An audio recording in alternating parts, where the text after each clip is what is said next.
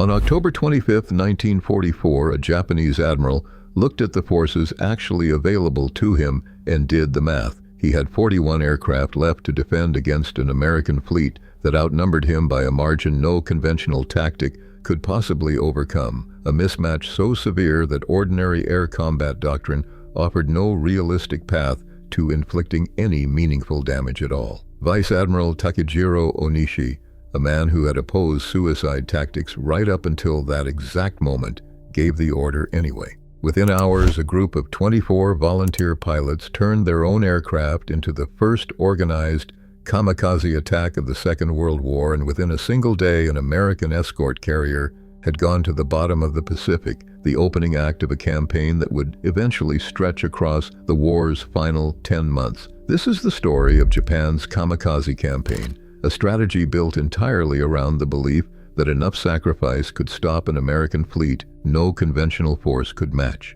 and the harder, more uncomfortable truth that even the single deadliest naval battle in United States Navy history never actually turned that fleet back. Every week, we take apart a moment when a war turned, the people who made it happen, and the razor-thin margin between disaster and victory. Subscribe if that is the kind of history you want more of.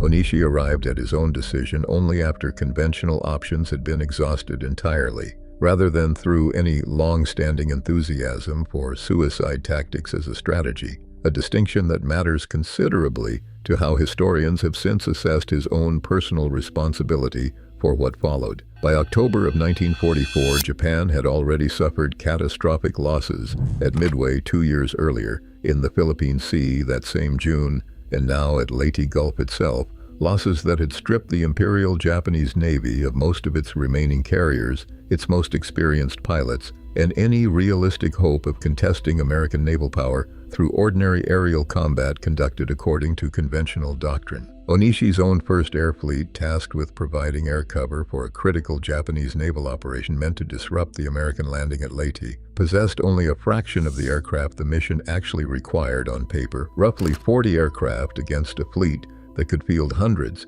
and Onishi concluded after considerable private anguish, according to officers who worked alongside him during those final planning meetings, that deliberately crashing aircraft directly into American ships represented the only tactic left capable of inflicting damage proportional to the sacrifice involved. He had reportedly been approached directly by Joe Eiichiro, an aide connected to the imperial household, who argued forcefully for exactly this kind of special attack unit before Onishi himself gave the final order that morning, a decision that historians studying his own private correspondence and later statements generally describe as reluctant rather than eager, a commander choosing what he judged the least bad option available to him rather than one he had championed from any position of genuine conviction. Before we get into how far that single, desperate decision actually spread across the following 10 months of the war, if you are finding this useful, hit subscribe. It costs nothing and it helps the channel keep telling these stories.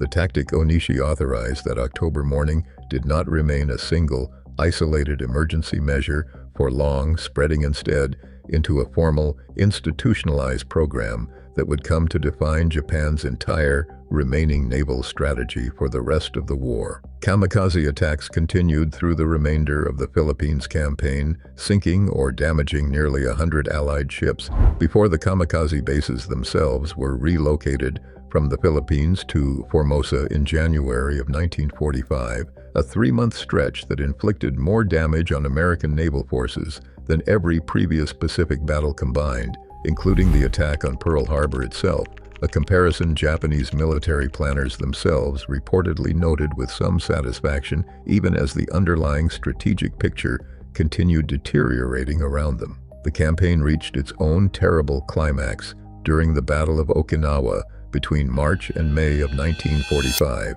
when Japan launched a series of massed kamikaze operations, codenamed Kikusui, Chrysanthemum, sending waves of aircraft, sometimes numbering in the hundreds, during a single coordinated assault launch from airfields across Kyushu and Formosa alike, against the enormous American invasion fleet gathered offshore to support the ground campaign already underway on the island itself. Those attacks killed more American sailors in a single battle than any other naval engagement in the entire history of the United States Navy, close to 5,000 men, while sinking dozens of ships and damaging hundreds more across weeks of sustained, terrifying attacks that American sailors described in letters and later testimony collected by historians in the decades since as psychologically unlike anything else they encountered in the entire war. An enemy who could not be deterred by fear of death, because death was, for these specific pilots, the explicit point of the mission itself, rather than an unfortunate possible outcome to be avoided.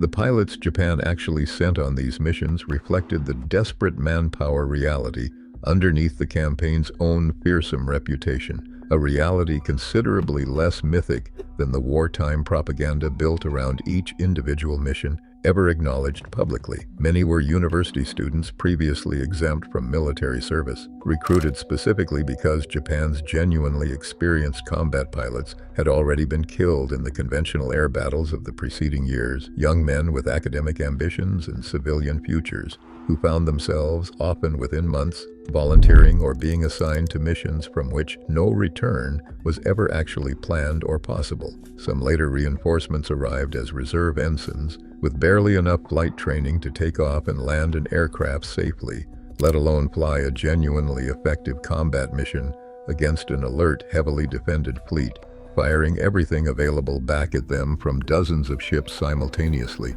a training gap that further widened the distance between the campaign's own intended lethality and what these increasingly underprepared pilots could actually achieve once airborne. Squadron Commander Motoharu Okamura reportedly told his own superiors that crash dive attacks represented the only remaining way to turn the tide of the war, requesting 300 aircraft with the confidence that such a force could genuinely change the campaign's outcome, a claim that reflected both real, tactical calculation grounded in the war's own deteriorating strategic picture and the same desperate optimism that had already driven Japan's own leadership to authorize the tactic in the first place months earlier. The actual effectiveness of the campaign, measured honestly rather than through the terror it genuinely inspired among the sailors facing it, tells a considerably more complicated story than either side's own wartime propaganda ever fully acknowledged to its own public. Across the entire war, somewhere between 14 and 20% of kamikaze sorties actually managed to strike a target at all, meaning the overwhelming majority of these missions ended with the aircraft shot down by American anti-aircraft fire or fighter cover before ever reaching a ship, the pilot's own sacrifice accomplishing nothing beyond his own death in the water short of any target he had been sent to destroy. Even during the Philippines campaign, when kamikaze tactics achieved their highest documented success rate of the entire war, only around 27% of attacks actually hit a ship and fewer than 3% managed to sink one outright, figures that fell considerably at Okinawa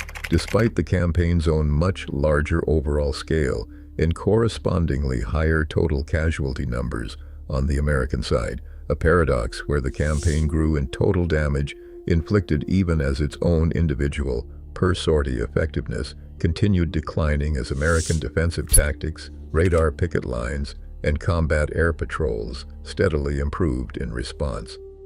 American commanders responded to the kamikaze threat with a set of defensive innovations that evolved rapidly across the campaign's own escalating months, adjustments that directly explain why the tactic's own per-sortie effectiveness kept declining even as its overall scale grew larger. Radar picket destroyers stationed well ahead of the main fleet specifically to provide early warning of incoming aircraft absorbed a disproportionate share of the attacks themselves, effectively serving as a human shield that let capital ships further back in the formation survive engagements that might otherwise have targeted them directly. Combat air patrols flying standing coverage over the fleet intercepted many kamikaze aircraft well before they ever reached visual range of a ship, and improved anti-aircraft gunnery, including the newly developed proximity fuse that detonated shells automatically once they passed close enough to an aircraft rather than requiring a direct hit dramatically increased the odds that an incoming kamikaze would be destroyed before completing its own final dive. Sailors serving on those picket destroyers paid an especially heavy price for that defensive strategy, several individual ships absorbing repeated kamikaze strikes specifically because their forward position made them the first, and sometimes the only, target an incoming pilot ever actually reached. Roughly 3,800 Japanese kamikaze pilots died carrying out these attacks over the course of the war, a sacrifice that killed several thousand American sailors and sank or damaged well over 250 ships in total across every theater the campaign eventually reached. What that sacrifice did not accomplish, despite genuinely inflicting the single costliest naval battle in American history at Okinawa, was actually stop the invasion it was specifically designed to prevent from succeeding. Okinawa fell to American forces regardless. The fleet that Japan's own kamikaze pilots had thrown themselves against for weeks, continuing to land troops, supply those troops, and ultimately secure the island exactly as originally planned. A strategic outcome the tactic's own architects had explicitly hoped their sacrifice might prevent, or at least meaningfully delay, long enough to change the war's own final trajectory. Onishi himself did not survive to see the full post-war reckoning with the campaign he had authorized that October morning at Leyte. On the eve of Japan's formal surrender, Onishi took his own life, leaving behind a note apologizing directly to the pilots he had sent to their deaths, expressing regret that their sacrifice, in the final accounting, had achieved nothing lasting enough to justify what it had actually cost each of those young men and their own families waiting at home. That final admission from the officer most directly responsible for authorizing the entire campaign stands in stark, uncomfortable contrast to the wartime propaganda that had once framed each individual kamikaze pilot's death as a meaningful, tide-turning contribution to Japan's own survival as a nation, a contrast Onishi himself apparently understood better than anyone else by the time the war he had helped prolong finally reached its own end. The name itself carried a specific historical weight Japanese planners chose quite deliberately for its own symbolic resonance, rather than simply describing the tactic in plain military terms. Kamikaze translates literally as divine wind, a direct reference to the sudden typhoons that had scattered two separate Mongol invasion fleets threatening Japan in the 13th century. Storms Japanese tradition had long credited with a kind of providential intervention that saved the nation from conquest at a moment when conventional defense alone had seemed genuinely insufficient. Invoking that specific historical memory framed the 1944 campaign as a continuation of the same providential defense, rather than a genuinely new and considerably more grim departure from anything Japan had previously asked of its own military personnel. A piece of deliberate historical branding that shaped how the tactic was understood and justified to the Japanese public throughout the war's final year. This is not a story about whether kamikaze pilots were brave, since the willingness of thousands of young men to fly directly into an enemy fleet knowing they would not return is not seriously in dispute by anyone who has studied the campaign honestly, whatever judgment individual historians ultimately reach about the strategic wisdom of the men who actually ordered them to do it. It is a story about the gap between genuine, terrible sacrifice and actual strategic outcome, a tactic that killed thousands of American sailors, sank dozens of ships, and inflicted the single deadliest day in United States Navy history at Okinawa, and that still, by every honest measure available to historians studying the campaign in the decades since, never stopped the fleet. It was built specifically to turn back from its own objective.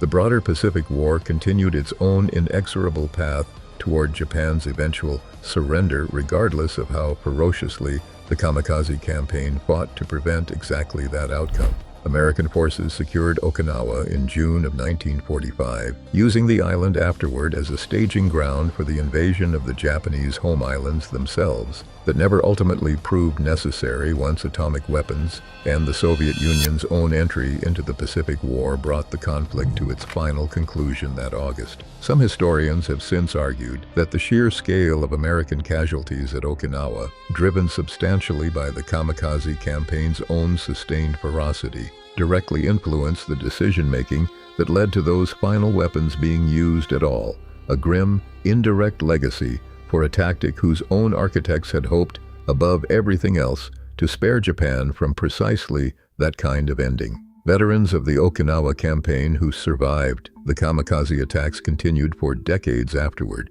to describe those weeks at sea as the single most frightening stretch of their entire wartime service, a testimony that survives independently of any strategic assessment of whether the tactic itself actually succeeded. A reminder that terror and effectiveness, however closely history sometimes links them together in retrospect, were never quite the same thing at all for the men who actually lived through it firsthand.